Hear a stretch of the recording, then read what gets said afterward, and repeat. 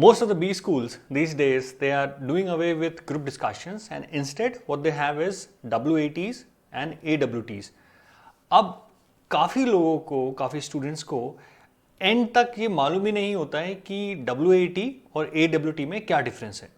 So in today's video, I'll demonstrate the difference between AWT and WAT. To make the best use of this video, what I suggest is कि मैं इसमें एक question दिखाऊंगा आपको, तो आप pause कर लेना वीडियो को, right. So once you have a look at the question, try to give 10 minutes to it and write an answer to that. तो क्वेश्चन होगा, क्वेश्चन में टास्क होगा, आप पॉज करो वीडियो को और 10 मिनट लगा के उसका आंसर दो. उसके बाद जब मैं एक्सप्लेन करूंगा तो आपको ज़्यादा चीज़ें समझ में आएंगी, right. So here is the question in front of you on the screen, right. तो अब इस क्वेश्चन को आप ध्यान से पढ़िए और पॉज कर देना, ठीक है. Before you write the answer, write an answer and come back to this video, unpause the video.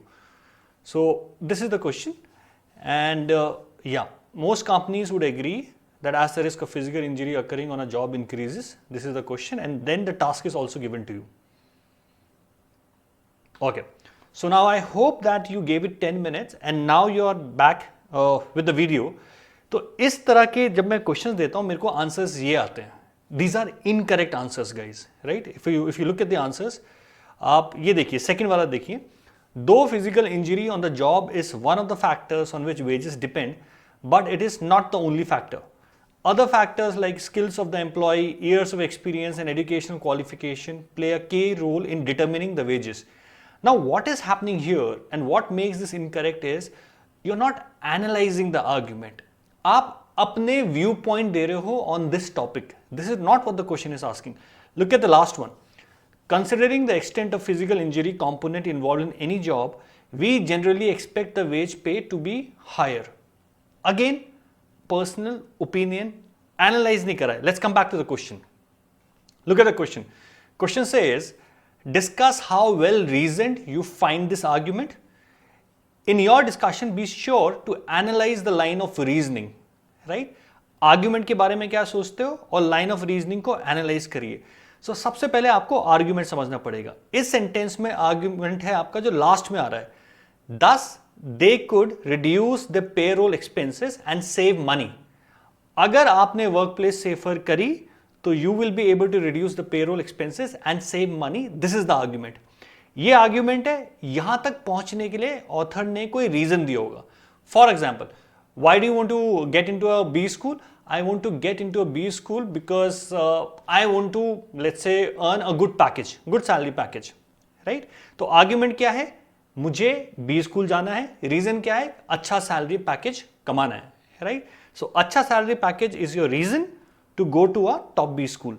तो अगर आपको ये एनालाइज करना है इस आर्ग्यूमेंट को, तो आपको इसको दो पार्ट में तोड़ना पड़ेगा कि आर्ग्यूमेंट क्या है. आर्ग्यूमेंट यहां पर है दे कुड दस रिड्यूस द पेरोल एक्सपेंसेस, और रीजन क्या दिया है इसको ब्रेक करते हैं. सबसे पहला रीजन जो दिया है हमारे ऑथर ने वो दिया है मोस्ट कंपनीज. मोस्ट कंपनीज ये कहती है तो ये करो. ये normal day to day life में भी होता है हमारे, या सारे लोग ये कर रहे हैं तो तुम भी ये करो. तो is that a fair logic? So if you just look at that reasoning, दो इश्यूज आ रहे हैं उसमें. पहले सैंपल साइज. मोस्ट का मतलब कितना? Most does not mean all, most does not mean majority, right. So पहले तो इसमें सैंपल साइज का प्रॉब्लम है कि ऑथर ने बताया नहीं है कि साइज कितना बड़ा है, सैंपलिंग को मतलब ये रेलिवेंट है कि नहीं है. सेकंड जो इसमें गलती है वो ये है रेलिवेंस. अब मोस्ट कंपनीज ने कहा है ऐसे, but are those companies relevant also for this opinion? अगर ये आपने उन कंपनी से पूछा जिनमें कोई हैजार्ड है ही नहीं, तो उनका तो कुछ नहीं जाता, वो तो आराम से बोलेंगे हाँ करो.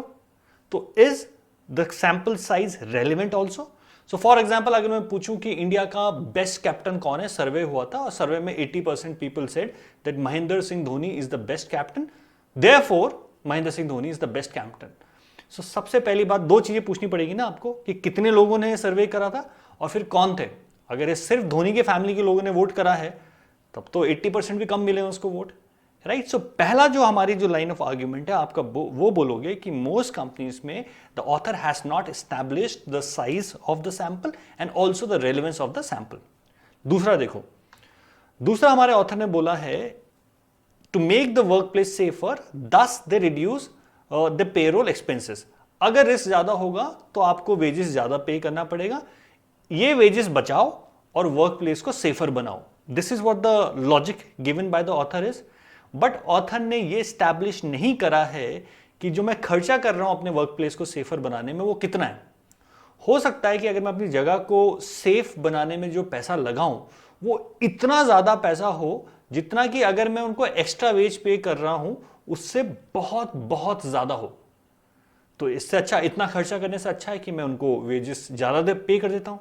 So the author is making an assumption that the cost of making this workplace safer is less than the extra wage that I end up paying to my employees, and therefore it's a weak argument.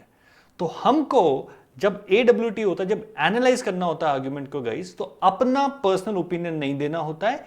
Author ने बोला होगा कि ये सही है या गलत है और क्यों बोला होगा, तो हमको एनालाइज करना है कि डज हिज क्यों मेक्स सेंस। तो बेसिक डिफरेंस WAT और AWT में क्या है? फॉर एग्जाम्पल अगर किसी ने बोला है Facebook is a waste of time, that's it, आपको इसके बारे में लिखना है, तो ये क्या हो गया? WAT, बिकॉज यहां पर आपको अपने ओपिनियन देने हैं या आपको आर्ग्यूमेंट देनी है कि Facebook is a waste of time, yes because of this, और Facebook is not a waste of time, why? Because of this. तो आप आर्ग्यूमेंट दे रहे हो। दूसरा AWT में क्या होगा? वो बोल देगा Facebook is a waste of time because you post your photographs, it takes around let's say 1 to 2 hours, then you keep on continuously looking at the photograph that how many likes you've got, so you invest 4 to 5 hours on an average when you post a photograph, therefore Facebook is a waste of time. अब आपको ये जो logic दिया है, photo upload करने में 2 घंटे लगते हैं, फिर आप देखते हो कितने लाइक्स आए कि नहीं है, ये वेस्ट ऑफ टाइम है कि नहीं है, इसको एनालाइज करना है। So that is what the difference is. At times business campuses भी WAT बोल के AWT दे देते हैं। आपको कैसे पता चलेगा कि ये AWT है कि WAT है? उसमें लिखा होगा कि analyse the line of reasoning, right? जहां पे भी आपको रीजन दिया है और अब आपको उसको एनालाइज करना है, दैट इज AWT। इमोशनल नहीं होना है उस चीज पे, अपने पर्सनल ओपिनियन नहीं देने हैं, वो सब आपको WAT में करना है। I hope you found this video useful. Thank you.